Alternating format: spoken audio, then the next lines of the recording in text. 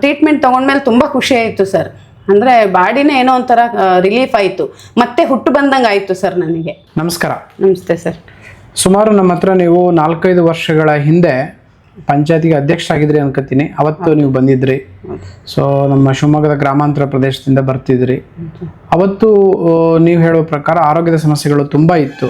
Almost surgery ಮಾಡುವಂಥ ಕಂಡೀಷನಲ್ಲಿತ್ತು, ಮೆಟ್ರೋರೇಜಿ ಅನ್ನೋ ಒಂದು ಸಮಸ್ಯೆಗೆ. ಅವತ್ತು ಚಿಕಿತ್ಸೆ ತಗೊಂಡು ಹೋದವರು ಇವತ್ತು ಬಂದಿದ್ದೀರಿ. ಹೇಳಿ ನಮ್ಮ ಆಸ್ಪತ್ರೆ ಬಗ್ಗೆ. ಅವತ್ತು ಚಿಕಿತ್ಸೆ ತಗೊಂಡಾದ್ಮೇಲೆ ಹೇಗಿದ್ರಿ, ಇವತ್ತು ಏನೇನು ಸಮಸ್ಯೆಗಳಿದ್ವು, ಹೆಂಗಾದ್ರಿ ಅನ್ನೋದನ್ನು ನಮ್ಮ ಆರೋಗ್ಯ ಆಕಾಂಕ್ಷಿಗಳೊಂದಿಗೆ ನಿಮ್ಮ ಅಭಿಪ್ರಾಯಗಳನ್ನು ಹಂಚ್ಕೋಬೇಕು ಅಂತೇಳಿ ನಾನು ನಿಮ್ಮಲ್ಲಿ ವಿನಮ್ರವಾಗಿ ಕೇಳ್ತೇನೆ. ಓಕೆ, ಖಂಡಿತ ಸರ್. ನಾವು 5 ವರ್ಷದ ಹಿಂದೆ ನಿಮ್ಮ ಹಾಸ್ಪಿಟಲ್ ಆತ್ರೇಯ ಆಯುರ್ವೇದ ಹಾಸ್ಪಿಟಲಿಗೆ ನಾವು ಭೇಟಿ ಕೊಟ್ಟಿದ್ವಿ ಸರ್. ಅವಾಗ ನಮಗೆ ನಿಜವಾಗ್ಲೂ ತುಂಬಾ ಪ್ರಾಬ್ಲಮ್ ಆಗಿತ್ತು ಸರ್. ನಾವು ಪ್ರೈವೇಟ್ ಹಾಸ್ಪಿಟಲಿಗೆ ಹೋಗಿದ್ವಿ. ಅಲ್ಲಿ ಅವ್ರು ಹೇಳಿದರು ಆಪ್ರೇಷನ್ ಮಾಡೋ ಪೊಸಿಷನ್ ಇತ್ತು ಸರ್ ನಮಗೆ. ಆದರೆ ನಮಗೆ ಇಷ್ಟು ಬೇಗ ನಾನು ಆಪ್ರೇಷನ್ ಮಾಡಿಸಿದ್ರೆ ಹೇಗೆ ಅಂತ ಹೇಳ್ಬಿಟ್ಟು ನಮಗೆ ಒಂಥರ ಫೀಲ್ ಅನ್ನಿಸ್ತು ಸರ್. ಆಗ ಖಂಡಿತ ನಮಗೆ ಆಯುರ್ವೇದಿಕ್ಕು ನೀವು ನಮಗೆ ಪರಿಚಯ ಆದ್ರಿ, ಬಂದ್ವಿ ಸರ್, ಟ್ರೀಟ್ಮೆಂಟ್ ಕೊಟ್ರಿ. ಅವತ್ತಿದೆ ಹಿರಣ್ಯ ಡಾಕ್ಟರ್ ಕಳಿಸಿದ್ರು. ಹಾಂ ಸರ್, ನಮ್ಮ ಹಿರಣ್ಯ ಸರ್, ಕೊಮ್ನಾಳ್ ಡಾಕ್ಟ್ರು. ಅಲ್ಲಿ ಹೋಗಿದ್ವಿ ಸರ್. ನಮಗೆ ಪ್ರೈವೇಟಿಗೆ ಹೋದೆ, ಹೀಗೆ ಆಪ್ರೇಷನ್ ಮಾಡಬೇಕಂತ ಹೇಳಿದ್ದಾರೆ. ನಾನು ಏನು ಮಾಡಬೇಕು ಸರ್, ಆಯುರ್ವೇದ ತಗೊಂಡ್ರೆ ಏನಾರ ಪ್ರಾಬ್ಲಮ್ಮು ಸಾಲ್ವ್ ಆಗ್ಬಹುದಾ ಅಂತ ಹೇಳಿ ನಮ್ಮ ಸರ್ ಹತ್ರ ಕೇಳಿದಾಗ ಅದು ನಿಮ್ಮ ಪರಿಚಯ ಹೇಳಿದ್ರು ಅವರು. ಅದು ಇಲ್ಲ, ನಮ್ಮ ಡಾಕ್ಟ್ರ್ ಇದ್ದಾರೆ ನಾಗರಾಜ್ ಸರ್ ಅವರು, ಅಲ್ಲಿ ಹೋಗಿ ಖಂಡಿತ ನೀವು ವಾಸಿ ಆಗ್ತೀರಾ ಅಂತ ಹೇಳಿ ಅವರು ಭರವಸೆ ಕೊಟ್ಟಿದ್ರು ಸರ್. ಅದೇ ಪ್ರಕಾರ ನಾವು ನಿಮಗೆ ಬಂದು ಭೇಟಿ ಆದ್ವಿ. ನೀವೆಲ್ಲ ಹೇಳಿದ್ರಿ. ಅದು ಫಸ್ಟ್ ನೀವೆಲ್ಲ ಚೆಕಪ್ಪಿಗೆ ಮಾಡಿಸಿದ್ರಿ, ಬ್ಲಡ್ ಚೆಕಪ್ ಎಲ್ಲ ಮಾಡಿಸಿದ್ರಿ. ಆವಾಗ ನನಗೆ ತುಂಬಾ ಪ್ರಾಬ್ಲಮ್ ಆಗಿತ್ತು ಸರ್, ಇಡೀ ಬಾಡಿನೇ. ಆವಾಗ ಹೇಳಿದ್ರಿ ನೀವು ಟ್ರೀಟ್ಮೆಂಟ್ ತೊಗೊಂಡ್ರೆ ನಿಜ. ಈಗ ಆಯುರ್ವೇದಿಕ್ ಫಸ್ಟ್ ಆಫ್ ಆಲ್ ನೀವು ಅದನ್ನು ನಂಬಬೇಕು. ನಂಬಿಕೆ ಅನ್ನೋದಿದ್ದರೆ ಖಂಡಿತ ನೀವು ವಾಸಿ ಆಗ್ತೀರಾ ಅಂತ ಹೇಳಿ ನಮಗೆ ಆ ದಿನ ಒಂದು ಮಾತು ಹೇಳಿದ್ರಿ. ಅದು ನಂಬಿಕೆ ಇತ್ತು. ಅದೇ ಪ್ರಕಾರ ನೀವು ಹೇಳ್ದಂಗೆ ನಾನು ಟ್ರೀಟ್ಮೆಂಟ್ ತೊಗೊಂಡೆ ಸರ್. ಆವಾಗ ತುಂಬಾ ಅಂದರೆ ತುಂಬ ಅಂತಲೇ ಮನೆಗೆ ಹೋದರೆ ತುಂಬ ಏನೋ ಒಂಥರ ನೋವಾಗೋದು ಸರ್, ಅಷ್ಟು ಪ್ರಾಬ್ಲಮಲ್ಲಿದ್ದೆ. ಟ್ರೀಟ್ಮೆಂಟ್ ತೊಗೊಂಡ್ಮೇಲೆ ತುಂಬ ಖುಷಿ ಆಯಿತು ಸರ್. ಅಂದರೆ ಬಾಡಿನೇ ಏನೋ ಒಂಥರ ರಿಲೀಫ್ ಆಯಿತು, ಮತ್ತೆ ಹುಟ್ಟು ಬಂದಂಗೆ ಆಯಿತು ಸರ್ ನನಗೆ. ಮತ್ತು ಅದಾದ ನಂತರ 4 ವರ್ಷ ಆಯಿತು ಸರ್. ಆಮೇಲೆ ಮತ್ತು ನಿಜ ತುಂಬ ಜನಕ್ಕೆ ಹೇಳಿದ್ದೀನಿ ನಾನು. ನಮ್ಮ ಡಾಕ್ಟ್ರು ನೋಡಿದರು. ಅಂದರೆ ಆಪ್ರೇಷನ್ ಬರೋ ಮೂಮೆಂಟಲ್ಲಿ ಇದ್ದವರಿಗೆಲ್ಲ ನಾನು ಕಳಿಸ್ಕೊಟ್ಟಿದ್ದೀನಿ ಸರ್ ನಿಮ್ಮ ಶಾಪಿಗೆಲ್ಲ. ಅವರು ಕೂಡ ಹೇಳಿದ್ದಾರೆ ನನಗೆ, ಇಲ್ಲ ಟ್ರೀಟ್ಮೆಂಟ್ ಕೊಟ್ಟಿದ್ರು, ತುಂಬ ಚೆನ್ನಾಗಾಯಿತು, ಖುಷಿ ಅನ್ನಿಸ್ತು ಅಂತ ಹೇಳಿ. ಅದರ ನಂತರ ಈಗ 4 ವರ್ಷದ ನಂತರ ಈಗ ಮತ್ತೆ ಭೇಟಿಯಾಗಿದ್ದೀನಿ ನಿಮಗೆ. ಏನಂದರೆ ಸ್ವಲ್ಪ ಏನೋ ಒಂಚೂರು ಪ್ರಾಬ್ಲಮ್ ಇತ್ತು, ಬಂದಿದ್ದೀನಿ. ಬೆಳಗ್ಗೆ ಸ್ವಲ್ಪ ಅದೇ ಮೈ ಫುಲ್ಲು ನೋವು, ಸೊಂಟ ನೋವು, ಕೈಕಾಲು ನೋವು, ತುಂಬ ಒಂಥರ ಟೆನ್ಷನಲ್ಲೇ ಇದ್ದೆ ಸರ್. ಈಗ ಬೆಳಗ್ಗಿಂದ ಈಗ ತುಂಬ ರಿಲೀಫ್ ಆಗಿದೆ, ತುಂಬ ಖುಷಿ ಅನ್ನಿಸ್ತಾ ಇದೆ. ಸುಮಾರು ನೀವು ಎಷ್ಟು ಬೆಳಗ್ಗೆ ಒಂದು 10 ಗಂಟೆಗೆ 11 ಗಂಟೆಗೆ ಬಂದೆ ಸರ್ ಕರೆಕ್ಟಾಗಿ. ಈಗ ಸುಮಾರು 6 ಆಗಿದೆ. ಹೌದು ಸರ್. ಅಲ್ಲಿಂದ ಇಲ್ಲಿವರೆಗೂ ಹಾಸ್ಪಿಟಲ್ ಆಗಿದ್ದೀರಾ. ಹಾಸ್ಪಿಟಲಲ್ಲೇ. How was your stay? ಅಂದರೆ ಹೇಗೆ ಅನಿಸ್ತು ನಿಮಗೆ?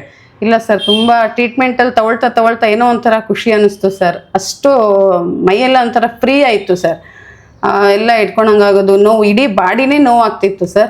ಈಗ ಸ್ವಲ್ಪ ತುಂಬ ರಿಲೀಫ್ ಅನ್ನಿಸ್ತಾ ಇದೆ.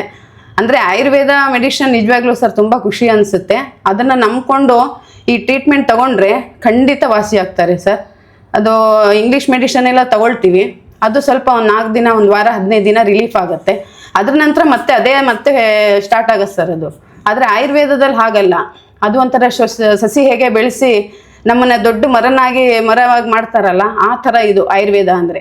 ಅದನ್ನು ನಂಬ್ಕೊಂಡು ಬಂದರೆ ಖಂಡಿತ ಸಸ್ಯನ ಹೇಗೆ ಬೆಳೆಸಿ ದೊಡ್ಡ ಮರವಾಗಿ ಮಾಡ್ತಾರಲ್ಲ, ಆ ಪ್ರಕಾರ ಸರ್ ಇದು ಆಯುರ್ವೇದ. ಅದನ್ನು ನಂಬಿ ತೊಗೊಂಡ್ರೆ ಖಂಡಿತ ಆರಾಮಾಗ್ತಾರೆ ಸರ್. ತುಂಬ ದಿನ ಒಂದು 50 ವರ್ಷ ಬದುಕೋರು ಒಂದು 80-90 ವರ್ಷ ಅಂತೂ ಖಂಡಿತ ಬದುಕ್ತಾರೆ. ಇದ್ರ ಮೇಲೆ ನಂಬಿಕೆ ಇದೆ ಸರ್. ಅದ್ಭುತವಾಗಿ ನಿಮ್ಮ ಅಭಿಪ್ರಾಯಗಳನ್ನು ತಿಳಿಸಿದಿರಿ. ಒಂದು ಕಡೆ ಹೇಳ್ತಾರೆ, ಶರೀರೇ ಜರ್ಜರೀಭೂತೆ ವ್ಯಾಧಿಗ್ರಸ್ತೆ ಕಳೇವರೆ. ಓಕೆ, ಔಷಧಂ ಜಾಹ್ನವೀ ತೋಯಂ ವೈದ್ಯೋ ನಾರಾಯಣ ಹರಿ ಅಂತ. ಅಂದರೆ ಈ ಏಜ್ ಆದಂಗೆ ರೋಗಗಳು ನಮ್ಮನ್ನು ಭಾಳ ಬಾಧಿಸ್ತವೆ, ಕಾಡ್ತವೆ. ಸೊ ಇದು ಅಷ್ಟೇ, ಜೊತೆಗೆ ವ್ಯಾಧಿಗಳು ಕೂಡ ನಮ್ಮನ್ನು ಹಾಳು ಮಾಡ್ತವೆ. ಅವುಗಳನ್ನು ಚಿಕಿತ್ಸೆ ಮಾಡೋದಕ್ಕಂದೆ ಹರಿ ನಾರಾಯಣ ವೈದ್ಯ ರೂಪದಲ್ಲಿ ಕಳಿಸಿರ್ತಾನಂತೆ. ಹಾಗಾಗಿ ನಾವು ಚಿಕಿತ್ಸೆ ಮಾಡ್ತೀವಿ, ದೇವರು ಕ್ಯೂರ್ ಮಾಡ್ತಾನೆ. ಸೊ ಆ ಸಿದ್ಧಾಂತದಲ್ಲಿ ನಾವು ಚಿಕಿತ್ಸೆ ಮಾಡೋದು. ಹಾಗಾಗಿ ದೇವರೇ ನಿಮ್ಮನ್ನ ಕ್ಯೂರ್ ಮಾಡಿದ್ದು, ನಾವು ಬರೀ ಇನ್ಸ್ಟ್ರೂಮೆಂಟಲ್ ಕಾಸ್ ಮಾತ್ರ. ಹಾಗಾಗಿ ಆಯುರ್ವೇದದಲ್ಲಿ ಹೇಳ್ತಾರೆ, ತಚ್ಚ ನಿತ್ಯಂ ಪ್ರಯುಂಜಿತ ಸ್ವಸ್ಥಂ ಏನ ಅನುವರ್ತತೆ ಅಜಾತಾನಾಂ ವಿಕಾರಾಣಂ ಅನುತ್ಪತ್ತಿಕರಂ ಚಯತ್ ಅಂತ. ಅಂದರೆ ಯಾರು ಆಯುರ್ವೇದವನ್ನು ಸರಿಯಾಗಿ ಅನುಸರಿಸಿ ಪಾಲಿಸ್ತಾರೋ, ಅದೇ ಜೀವನ ಅಂತ ನಡ್ಕೊಂಡು ಹೋಗ್ತಾರೋ ಅಂಥವ್ರಿಗೆ ಯಾವ ರೋಗವೂ ಹುಟ್ಟಲ್ಲ. ಹುಟ್ಟಿರೋ ರೋಗಗಳು ಸೂರ್ಯನ ಕಿರಣಗಳಿಗೆ ಹೇಗೆ ಇಬ್ಬನಿ ಆವಿಯಾಗುತ್ತೋ ಹಾಗೆ ಸಣ್ಣ ಸಣ್ಣ ಔಷಧಿಗಳಲ್ಲಿ ಆ ಕಾಯಿಲೆ ಗುಣ ಆಗುತ್ತಂತೆ. ಹಾಗಾಗಿ ಸರಿಯಾದ ಮಾರ್ಗ, ಸರಿಯಾದ ಆಹಾರ ಪಾಲನೆ, ಸರಿಯಾದ ನಿದ್ರೆ, ಸರಿಯಾದ ಜೀವನ ಪದ್ಧತಿಗಳು ನಿಮ್ಮನ್ನು ಆರೋಗ್ಯದ ದಡೆಗೆ ತಗೊಂಡು ಹೋಗ್ತವೆ. ನಾವು ಇವತ್ತು ನಿಮ್ಗೆ ಏನೇನು ಹೇಳ್ಕೊಟ್ಟಿದ್ದೀವಿ, ಏನೇನು ತಿನ್ನಬೇಕು, ಏನೇನು ತಿನ್ನಬಾರ್ದು, ಏನೇನು ಮಾಡಬೇಕು, ಏನೇನು ಮಾಡಬಾರ್ದು, ಇವೆಲ್ಲವನ್ನು ನೀವು ಪಾಲಿಸಿ ಆರೋಗ್ಯ ನಿಮ್ಮ ಕೈಯಲ್ಲಿ. ಅಂಗೈಯಲ್ಲಿ ಆರೋಗ್ಯ, ಅಂಗೈಯಲ್ಲಿ ಆಯುರ್ವೇದ, ಇವೆರಡು ನಿಮ್ಮ ಕೈಯಲ್ಲೇ ಇದೆ. ಆ ಕಡೆಗೊಂದು ಈ ಕಡೆಗೊಂದು, ಎರಡನ್ನೂ ಜೊತೆಗೆ ಹೋಗಿ ನಿಮ್ಮ ಆರೋಗ್ಯ ನಿಮ್ಮ ಕೈಯಲ್ಲೇ, ನಿಮ್ಮ ಭವಿಷ್ಯ ನಿಮ್ಮ ಕೈಯಲ್ಲೇ ಅಂತ ಹೇಳ್ತಾ ಇವತ್ತಿನ ಸಂದರ್ಶನವನ್ನು ಮುಗಿಸ್ತೀನಿ. ನಮಸ್ಕಾರ.